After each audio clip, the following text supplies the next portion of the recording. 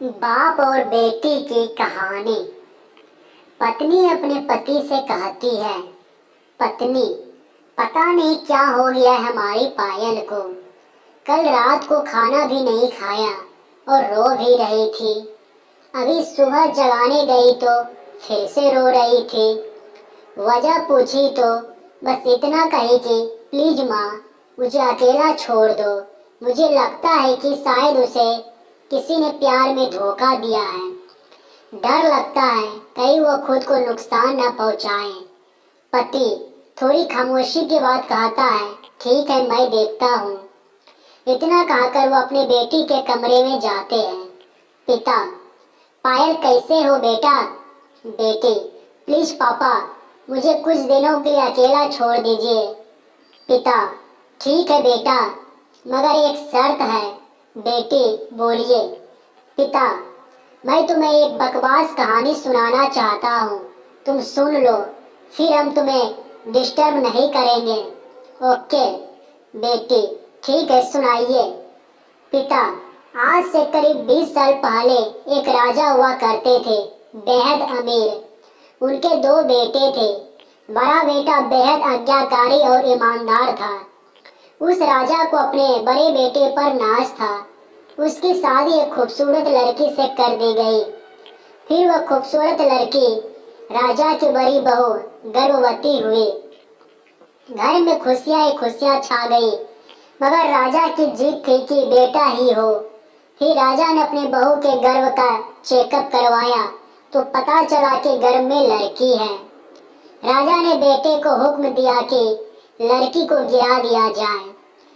आखिर बड़ा बेटा आज्ञाकारी था, ना तो करेगा नहीं, मगर पता नहीं उस पागल बेवकूफ को क्या सूझा कि 2 दिन बाद अपना राजपाट, धन दौलत, सनो शौकत सब कुछ छोड़ के अपने गर्भवती पत्नी को लेकर महल से गायब हो गया। सच कहूँ तो वो बड़ा बेवकूफ और पागल था। लोग बेटियों को बोझ समझकर गर्भ में नष्ट कर देते हैं, और एक वह बेवकूफ पागल एक बेटी के लिए तमाम सुख सुविधाओं को ठोकर मार दिया। वह बाप की बात मानता तो आज उसकी जगह राजा होता। न जाने वह बेटी के लिए पागल बाप न जाने किस हालत में होगा। तभी पायल की माँ वहाँ आकर कहती है कि वह बेटी के लिए पागल शख्स और कोई नहीं, यही तेरे पिताजी हैं, जो तुझे अपनी सच्ची कहानी सुना रहे हैं। तू कहती थी ना कि मम्मी, नानी, नाना नानी को तो मैंने देख लिया, काश पापा अनाथ ना होते तो दादा दादी का चेहरा भी देख लेती। तेरे पापा अनाथ नहीं है। तू बड़ी होकर जिद ना करे दादा दादी से मिलने के लिए, इसलिए तुझसे सच छुपाया गया। फिर तेरे पापा ने तेरे पैदा होने के बाद एक कसम लेके तेरे अलावा दूसरा संतान भी कभी नहीं बनाएंगे।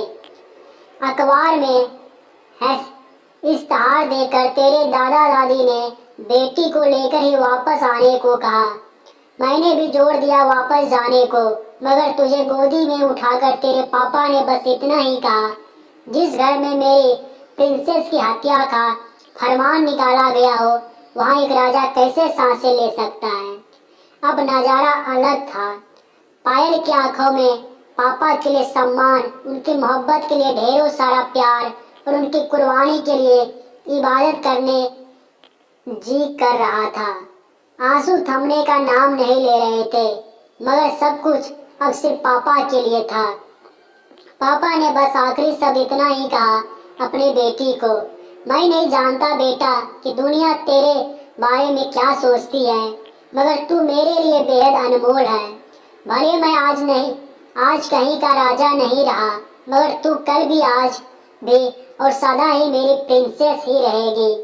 बेटी ने दौड़कर अपने पापा को गले लगाकर रोते हुए कहा, आप असली राजा हो और मैं आपकी प्रिंसेस।